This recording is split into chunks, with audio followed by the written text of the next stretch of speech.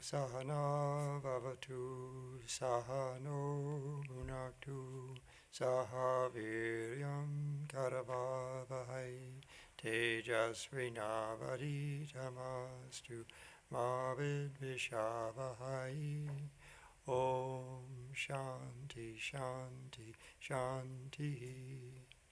May Brahman protect us, may he guide us and give us strength and right understanding. May love and harmony be with us all. Om, peace, peace, peace. And good evening. So we're continuing with the readings of the complete works of Swami Ramakrishnananda. We are in the section called the Matsya Avatara, the fish avatar, and we told the story that was very much like the story of Noah's Ark. And now he's making a few comments after that. And he says, very few people can control the mind, but only by controlling it can you go beyond it. Suppose there is a bull in your way. You will have to control it and push it away before you can go through the gate. Mind is like a mad bull at the gate of God's temple. It is such a big bull, such a strong, wayward bull, that even so great a warrior as Arjuna said, to curb it, I regard it as difficult as to curb the wind. So you see that it is no joke to control the mind. Yet to go to God, we must have to control the mind. When God is such an infinitely loving mother that because we have no power to go to him, he comes to us, his little children. He has already come, as I told you before, as our father and mother, as our scriptures, also as the gods in the temples. Sometimes it happens, however, that these cease to be of use to us. Father and mother become perverse. Teachers and scriptures no longer help us. We even get no help from gods in the temple, and man does not know which way to go. Then God himself has to come. He again brings forth new teachers, explains the scriptures properly, and collects around him devotees who will know how to represent him. Then he goes away. Always it is like this.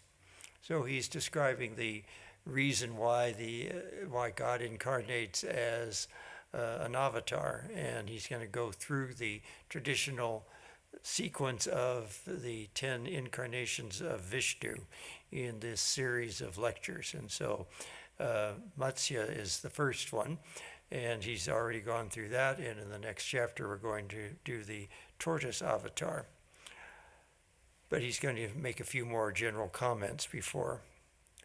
When no one cares anymore to read the scriptures, when no one cares anymore to go to the temples, and perverse teachers come forward to tell us that all of our books are false, our ways of doing things are wrong, then God must come.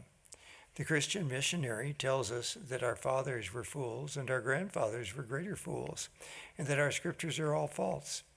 He does not care to look at these scriptures himself. He merely condemns them, and people listen because they do not care to think for themselves. They believe what is told to them and throw away their sacred books. They give themselves up to the enjoyments of the senses and believe that life on this earth is all in all. They poo-poo religion and regard it as irrational and foolish. Then when the teachers have all become perverse, when his preachers have become useless, God himself comes and shows that the scriptures are truer than science itself. And of course, he's kind of describing the situation in British India at the time when he was growing up and living, and then finding Sri Ramakrishna and so forth, because this was kind of the state of things where the general Hindu population was beginning to question their own scriptures and listening to foreign missionaries and not really understanding their own scriptures. And of course, scriptures also need updating in order for people to understand them.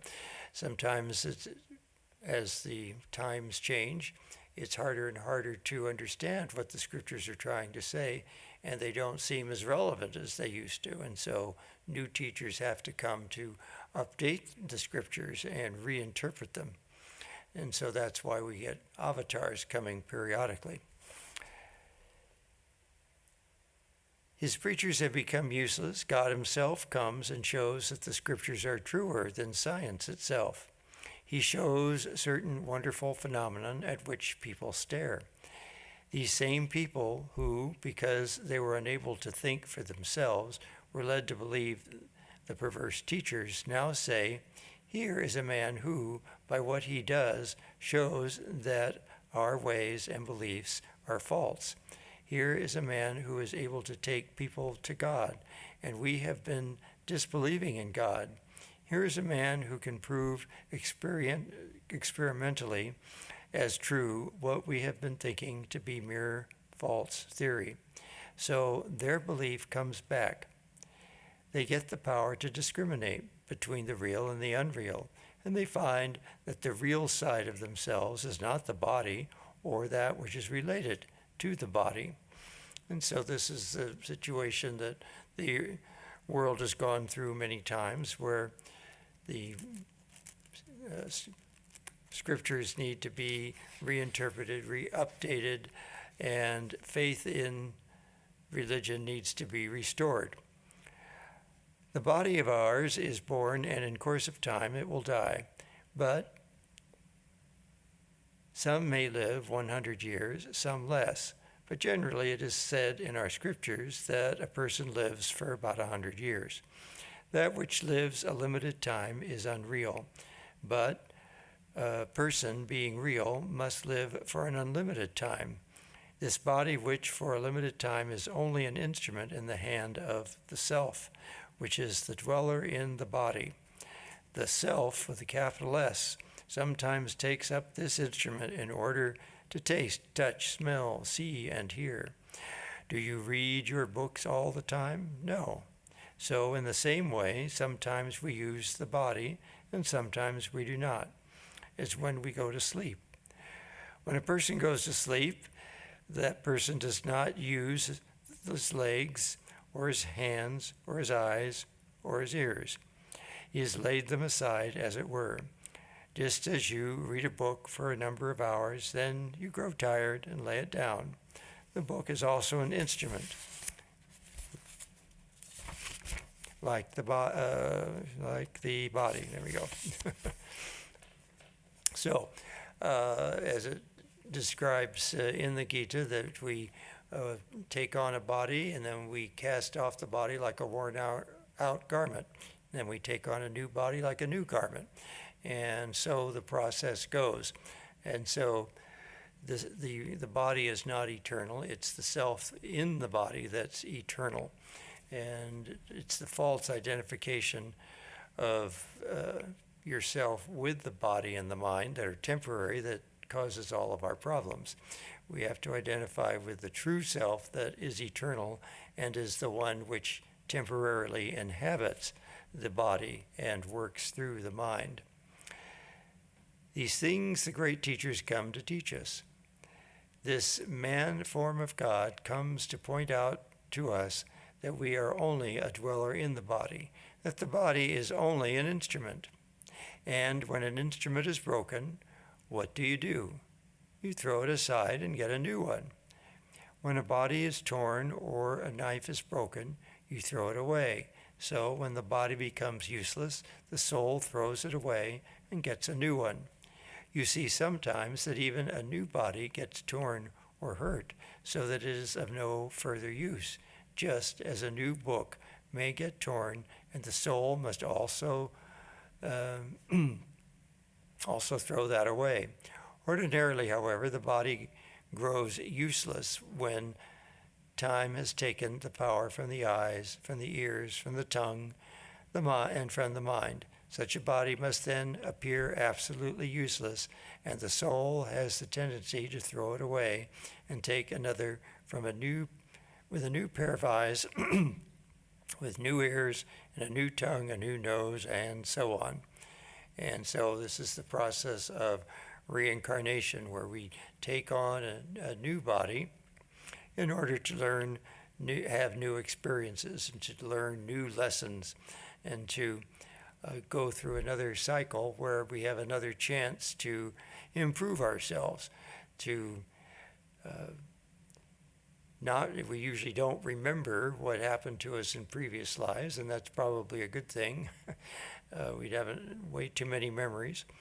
And you have to kind of start afresh with a new body and a new set of circumstances, and that you've probably had some say in between lives, and you take on this new body in order to teach yourself new lessons and have the experiences you need to eventually become liberated.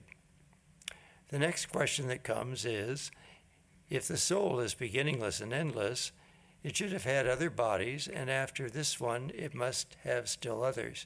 For when a person throws away this body, he still has many desires, and so long as these desires are not satisfied, the soul will not rest.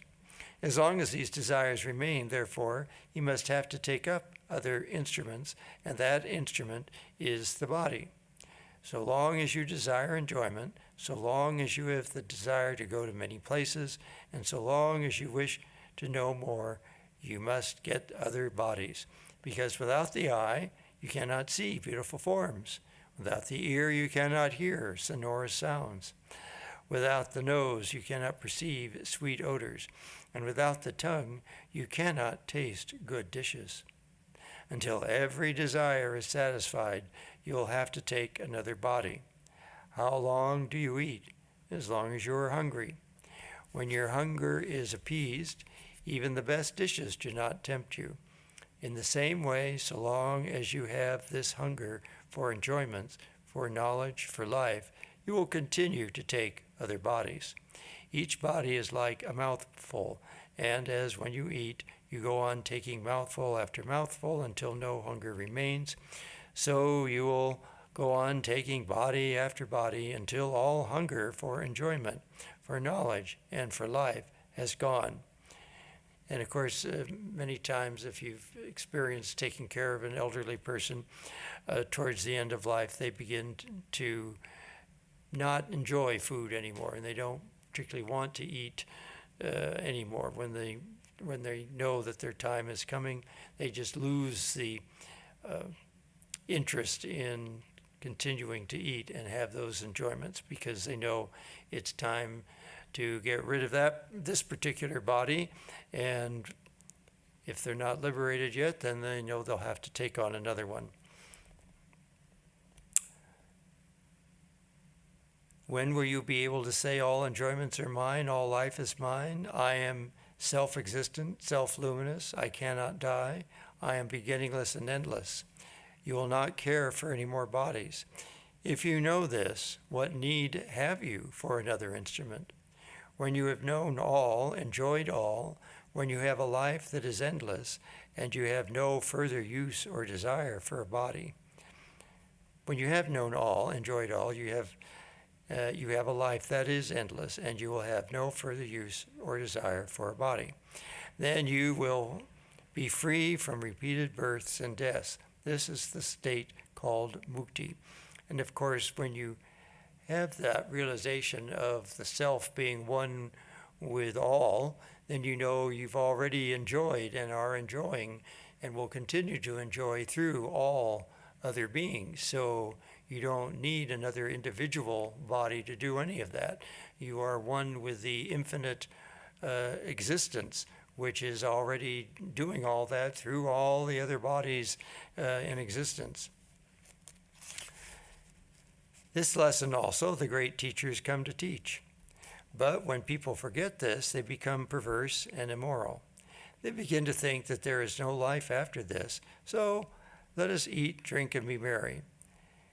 They say, what is the use of these temples? Let us throw away the gods and build a factory here.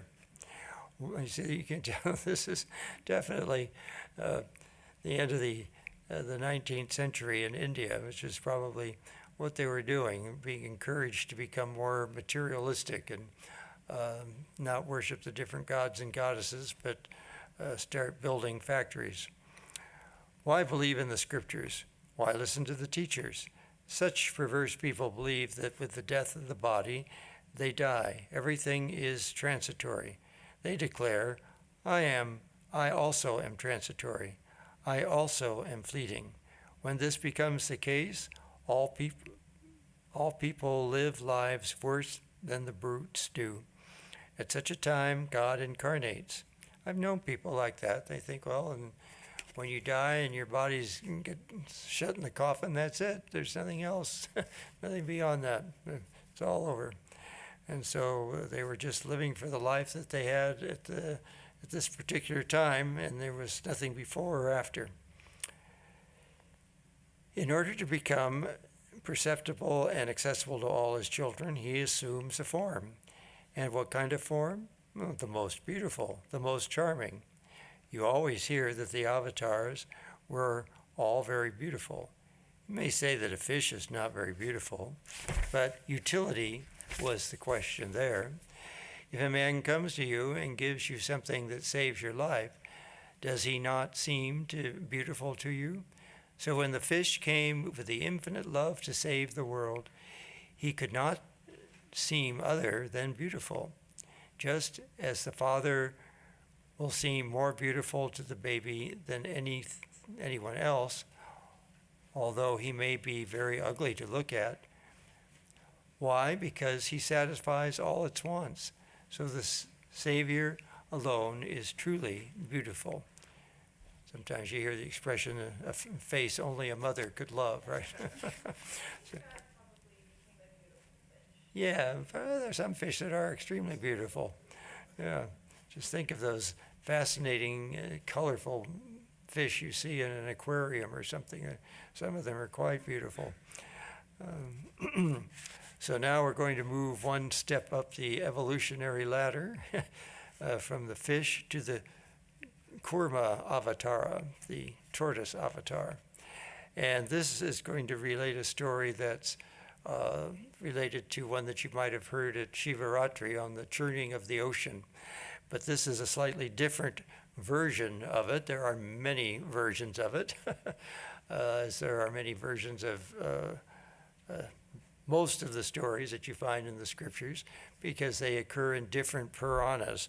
The different Puranic scriptures will tell the story with a particular different emphasis. And so in this particular version that he's doing, he's really emphasizing the role of the tortoise in this story. And in the story of the churning of the ocean, there are many versions that start quite differently than this, where because Indra was showing too much pride, the sage cursed the Devas and they lost their power, and the Asuras became powerful, and so then they had to try to get their power back, and Vishnu told them, well, in order to get the nectar of immortality, you're going to have to churn the ocean, and in order to churn the ocean, you're going to have to get the help of the Asuras, but we'll arrange it so that you will be the ones getting the Amrit out of the ocean. And so that's how one of the typical versions goes. But this one's going to go just slightly differently here. The next form that God had to take was that of a tortoise. The tortoise is the ugliest of all animals. Well, I wouldn't think so. I don't see anything particularly ugly about a tortoise. But anyway, I've seen worse. Anyway, he has strange ideas sometimes. But because it saved so many souls from death, it could not seem very beautiful. It came about thus: all living beings being subject to death as they are now, and they hated it very much. Even the gods wished to escape from death, and everyone was asking how it could be done. The gods held a great conference in the North Polar regions, situated on the northern axis of the earth. You know there is a line running from the pole star through the center of the earth and its two poles, which does not move. At least it doesn't appear to move from our perspective. Anyway, he's simplifying things a bit. The pole star, you know, does not move. If you observe the heavens, you will see that all the stars and heavenly bodies are moving around this line, which is called the celestial axis. This line alone is fixed, and every other particle of which the universe is composed is describing a circle around this fixed, unchanging line. In this secluded and least changing spot, the gods had their meetings. The gods are the least changing among living beings. They do not die as often as we do. They only die at the end of a cycle. So they need a more fixed place to dwell in, and heaven, their abode, is therefore situated somewhere around this celestial axis.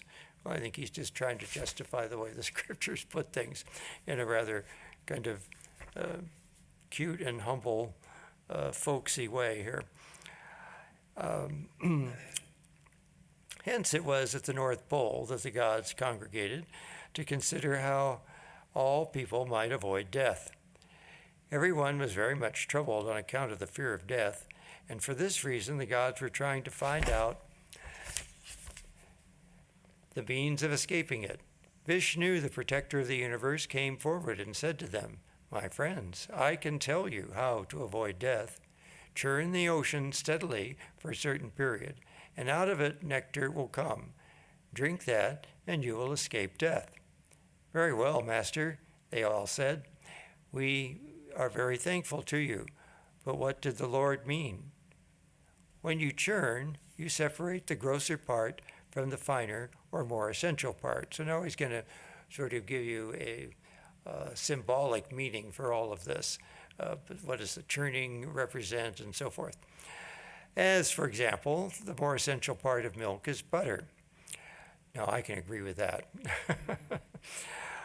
Which comes out by churning. So when the Lord Vishnu advised to churn the ocean, he meant to separate the essential from the non-essential part. And how is that to be done? By incessant activity, not by stagnation. Stagnation is always death. So you must create commotion by incessant activity. Therefore the Lord said, "Churn the ocean, stir it up. Thus separate the essential from the non-essential, and then you will avoid death." This advice of the Lord Vishnu was communicated to all the inhabitants of the universe, and everyone was so happy to think of escaping death that they all wished to help in the churning. Now there is a race of demons who are extremely powerful. They are the stepbrothers of the gods, their common father being Kausyapa. These also, wanting to be immortal, came forward to help in churning. So demons and gods joined together to accomplish the task. So in the other versions, the devas simply weren't strong enough anymore to accomplish the task, and they had to enlist the cooperation of the asuras.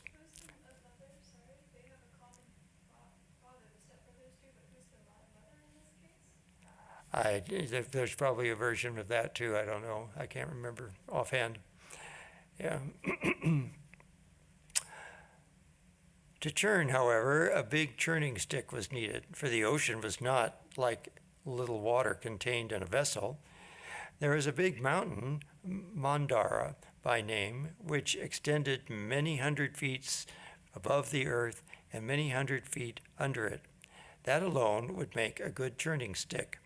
But they all declared that they were too weak to uproot it from its base. So the Lord said, "Tell me the most powerful and pious snake, Ananta, who holds the whole universe on its head, to take it up." Ananta then lifted it up and carried it to the ocean. All found, however, that if it was placed on the earth by its very weight, it would enter the earth again, and they would not know what to do. Then the Lord said, "I shall support it for you. Just place it on my back. What is it to me to hold this mountain when I have created the whole universe and support it. So he assumed the form of a tortoise, a form which alone could suit the purpose, and they placed the mountain on his back. So yeah, in other versions, as they started churning, the mountain started to sink into the ocean, and then Lord Vishnu had to take the form of the tortoise in order to support the mountain so that they could continue the churning. It was like they started and then things didn't work, and then they'd start something else and it didn't work. So all these things had to sort of, they had to keep correcting what they were doing in order to continue. Next, a rope was necessary. Where to get a rope, long and strong enough? There was a great snake called Vasuki, and the Lord said, "That will do for your purpose." So they wound the snake around the mountain. The gods took the tail and the demons the head, and they began to churn. There's stories about that too, how Vishnu told the Devas that it'd be much better for them to take the tail than the head. And they might think the head was the favored part, but he said, you don't want the head. Take the tail. Let the asuras just let them have the choice, and they'll want the head, and they'll get it. So as they churned, millions of aquatic beings had to perish on account of the rapid revolution of the peak Mandara. Trees and plants and big boulders began to fall from it, and were torn or broken to pieces and violently whirled from the frothy water. The demons had to suffer much because they had caught hold of the head side of Vasuki, which now and then began to throw out puffs of poison because of the tremendous strain upon its body. The gods did not suffer so much because they had caught hold of the tail end. But sometime they all got tired. But in the meantime, a considerable portion of the churned water had transformed itself into clarified butter or ghee, for it was the ocean of milk. Neither the gods nor the demons, however, were now able to continue further, and they had to rest for a time. Then Vishnu filled their bodies and minds with fresh strength, and again they began to churn.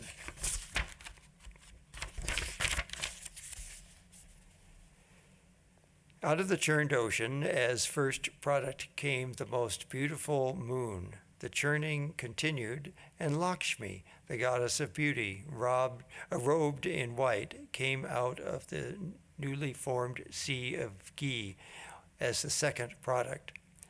Then came one after the other, Varuni, the goddess of spirit and vigor, a spirited and beautiful white horse by the name of Uchchaisvara, a brilliant diamond by the name of Kaustupa, a wish-fulfilling tree called Parijata, and a wish-yielding cow by the name of Surabhi.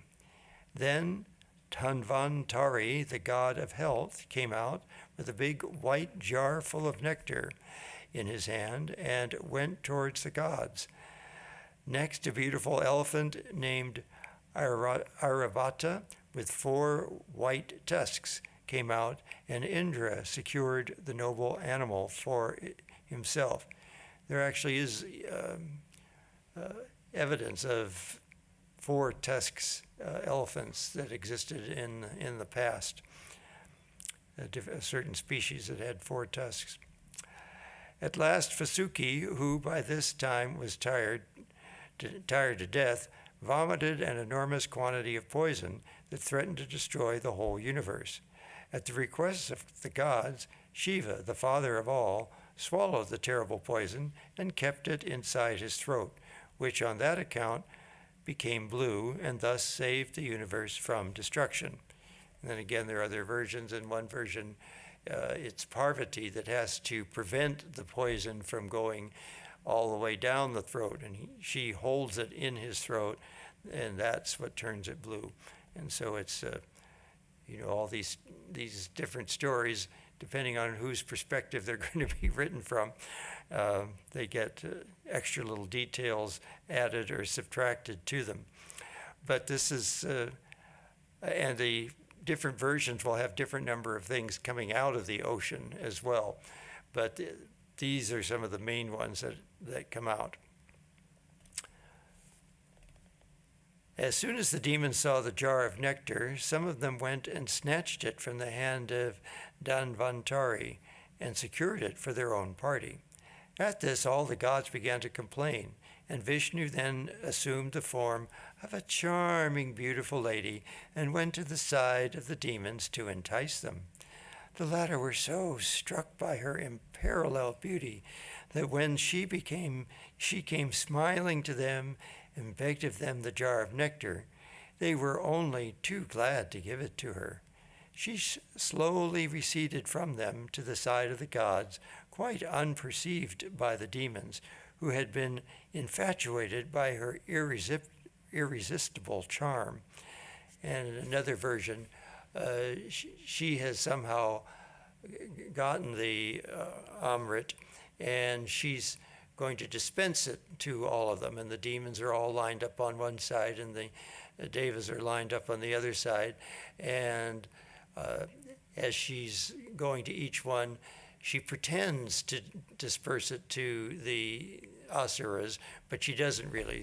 They're so fixated on her beautiful face that they don't notice that she's only pretending to pour. She's just tipping it a little bit, but nothing is really coming out. And so their cups don't really have any amrita in them, but they don't even know that. But then when she goes to the Deva's side, she dispenses the amrit into their vessels. So, let's see. As soon as she reached the gods, she made them all sit down and distributed it to them, the nectar, which they began to partake of with great joy and thankfulness. The demons at last found out that they had been deceived by the woman, but it was too late. When the gods were thus enjoying the nectar, a demon by the name of Rahu assumed the form of a god, also sat with them. This was found out by the sun and the moon, who communicated it to others, and Vishnu at once struck off the head of the demon before the other could swallow the little quantity of nectar that he had put into his mouth. The big carcass of his body fell on the earth, while the head, having tasted the nectar, became immortal, and has ever since become the greatest enemy of the sun and the moon. And that's supposed to explain the eclipses. Rahu and Ketu are the two, the north node and the south node, when the moon passes through the ecliptic of the Earth-Sun plane, and that's when the eclipses happen. And so that's why there are eclipses, because Rahu occasionally swallows, the moon occasionally swallows the sun, and the sun occasionally swallows the moon. So that's Rahu and Ketu is the north node and south node where that happens. About once every year you get at least one eclipse of both. And they happen at the same month. If you get a solar eclipse, and 2 weeks later you get a lunar eclipse. In March. Yeah, March 13th. And here we are in March. Going to march right along into an eclipse. All right, which one's happening first this time? Is it the solar eclipse first? Do you remember? Solar eclipse on the 3rd. Yeah, because we're approaching a full moon. So the solar eclipse has to happen on a full moon. There's nothing to eclipse on a new moon. So when the guy...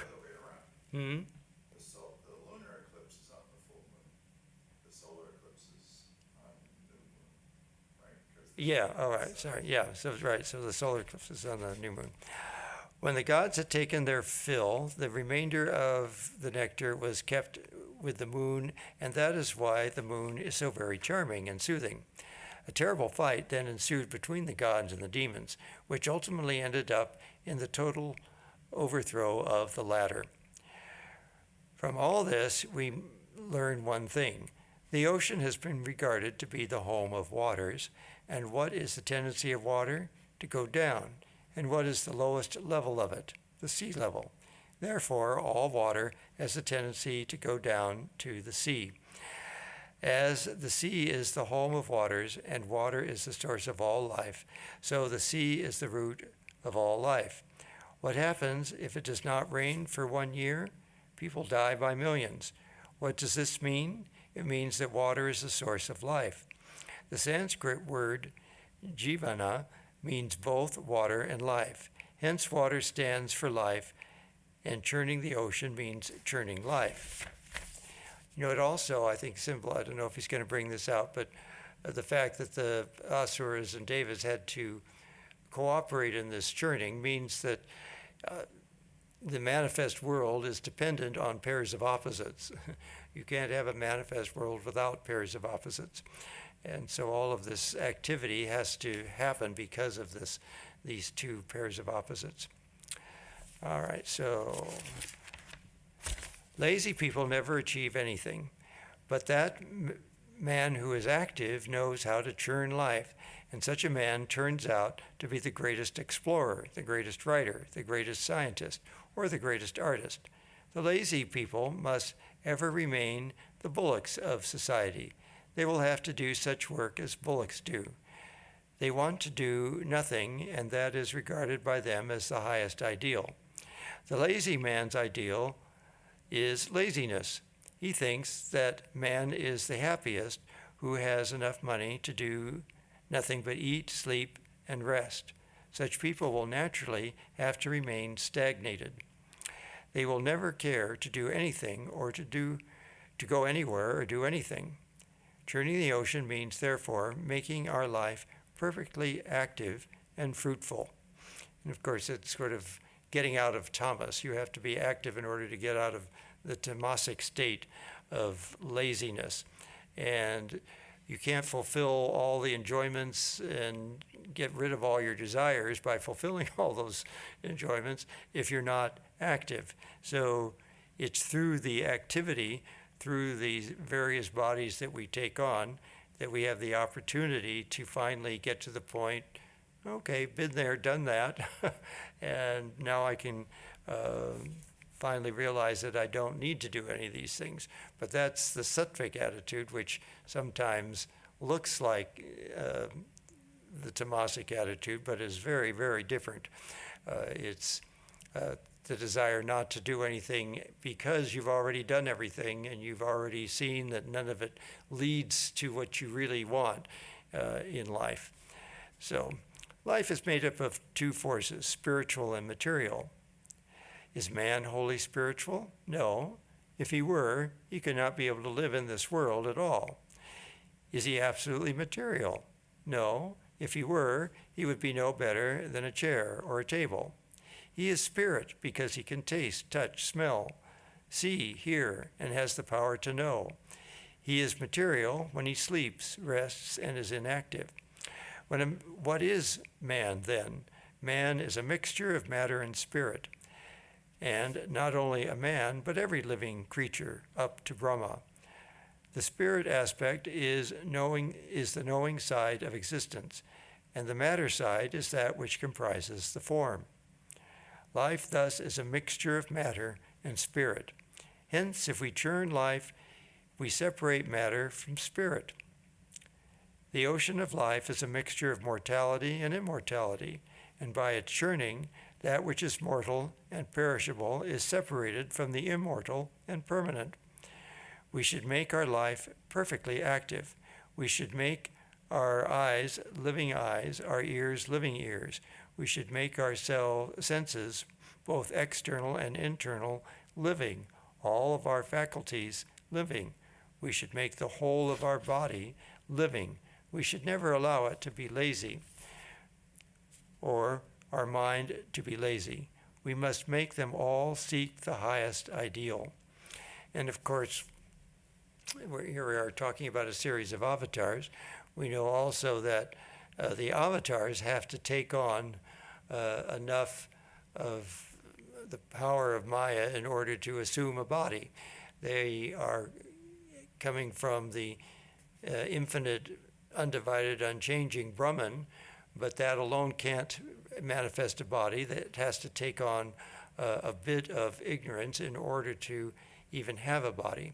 So they assume that. So the difference is that they assume it for a particular purpose and are in control of it, whereas it's been more or less assigned to us and we have to work through it, whether we like it or not. And so that's the difference, that people like Sri Ramakrishna and Holy Mother and all the previous avatars would be able to live what seemed like a relatively ordinary life, but anytime they needed to or wanted to, they could also remember their true nature, their oneness with the infinite, undivided, unchanging Brahman.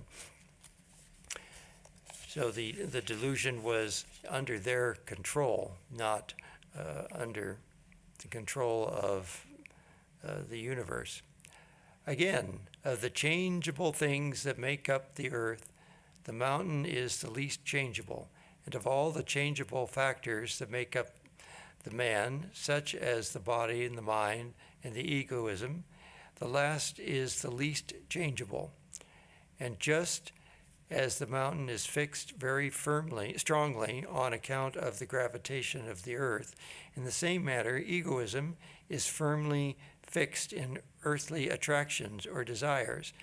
That is, it is deeply rooted in matter. In order to churn the ocean of life, we must make this ego the churning stick by pulling it away from all worldly attractions and fixing it firmly upon the eternal basis of God, knowing Him to be the source of all attractions, enjoyments, and powers. We must do this by the infinite power of viveka, or discrimination, which is represented by Ananta, which alone can clearly show what is real and what is unreal. We must equip our ego with patient application, represented by Vasuki, the snake. The churning consists in the steady performance of our various duties of life. The ego should be made to have its regular rounds amidst all the duties of life and perform them with unabated steadiness and unswerving zeal, uniting all the physical, mental, and spiritual powers, demons and gods together. This is called churning the ocean of life. And remember that churning stick was mounted on the back of Lord Vishnu himself. And so that's his idea here, is that we have to mount our ego on top of Lord Vishnu, having the ego always centered in the Lord. And by so doing, that we will be able to overcome the ego. And out of such churning, what will come? As the first product of it, you, who are a god and not a demon, will get a clear and unbiased mind, which is presided over by the moon. Next, the goddess of beauty will favor you so that your appearance will be attractive, or sattvic, and prone more to conserve than to dissipate the energies of the mind. Then you will be filled with vigor and spirit, Varuni. Fourthly, your limbs will be as swift as those of a fine horse. Fifthly, he's going through all the things that came out of the ocean through the churning, and recognizing that by doing your spiritual practice and by centering your ego in God, that you will get all of these benefits of the churning, just as the Asuras and Devas did. Fifthly, your heart will be illumined to a certain extent, as if by the luster of the priceless diamond. Sixthly, on account of this, you will gain the rare power of a yogi to get whatever you want or to give whatever others want of you. Then, in a healthy body and mind, will rise up that nectar of immortalizing wisdom contained in the receptacle of your heart, robed in a white dress of purity or sattva. Then the highest wisdom is realized. All activities, when the highest wisdom is realized, all activities cease to exist. Partha, all karmas come to an end at the appearance of wisdom. That's a quote from the Gita. Just as burning flame reduces all fuels to ashes, so the fire of wisdom reduces all activities to ashes. Again, a quote from the Gita. So wisdom threatens the life of the entire cosmos, which is ever active, and hence, in order to preserve the creation from destruction, Shiva, the ever auspicious Lord of the universe, keeps the resulting death of the poison confined in one of his 8 ever active forms, namely earth, water, fire, air, ether, and the sun, the moon, and the sacrificer.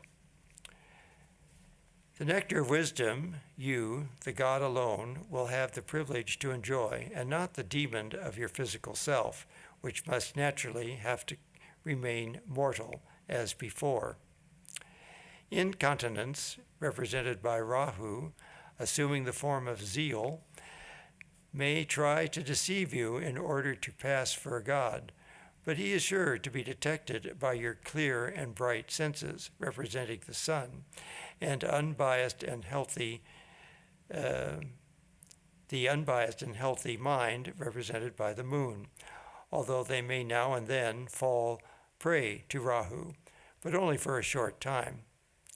Your immense physical and mental strength, being inoffensive and non-injurious, will be directed like that of a good elephant, and not like that of a lion. So he's giving symbolic significance to all the different things that are churned out of this ocean. And this should be the last paragraph. For the death of your physical body, your mind and senses do not die. When you give up this body, you take along with you your mind and senses. This you know when you drink the nectar of wisdom. Before that, your idea of death is most frightful, because by death you mean the annihilation not only of your body and mind, but of your entire being. Hence the desirability of churning this life, which is made up of a peculiar mixture of spirit and matter.